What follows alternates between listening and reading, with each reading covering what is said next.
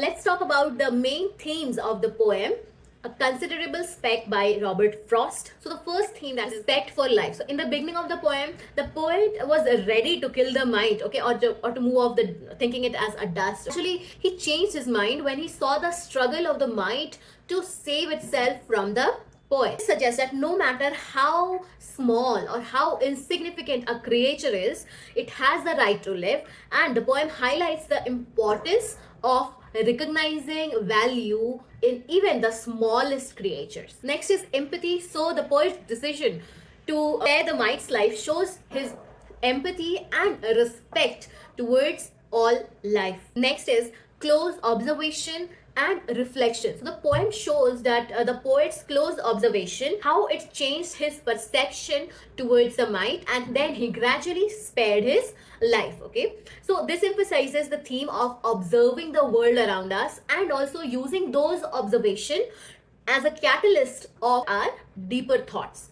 And also this reflection and observation, it also helps us in taking important decisions in our lives. Next is intelligence and consciousness. So the poet here recognizes and respects the intelligence of the mind and seeing it as a sign of a conscious being who is struggling for its life.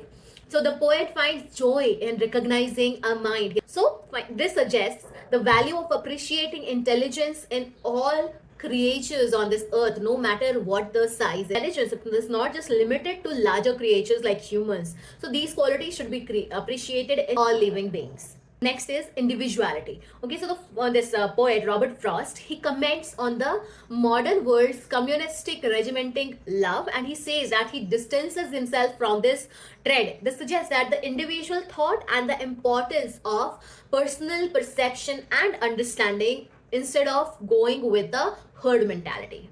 Next is power of choice. So the poem explores the power of the poet to decide the speck's fate. That with power there comes responsibility. So our decision making or anyone's decision making should be based on respect and empathy for others. Next is the structure and the language of the poem that is used. So it contributes to the central theme of the poem, which makes us feel as if we are a part of the poet's discovery. Okay, so the simplicity of the language reflects the simplicity of the subject, but still underlying ideas are deeply philosophical, and this juxtaposition emphasizes the idea that deep truth can be found in the most ordinary of moments, and that even the smallest encounters deliver important understandings.